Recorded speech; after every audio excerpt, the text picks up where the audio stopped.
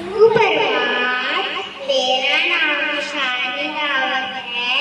मैं कक्षा 2 की छात्रा हूँ। मैं आपको हिंदी दिवस के ऊपर कुछ सुनाने वाली हूँ। हिंदी हमारी मातृभाषा है। हर साल हम 14 सितंबर को हिंदी दिवस मनाते हैं। हिंदी बोलने और लिखने में बहुत सरल है। यह हमें एक दूसरे से जुड़ाती है।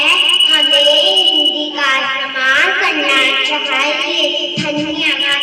जय हिंद, जय भारत।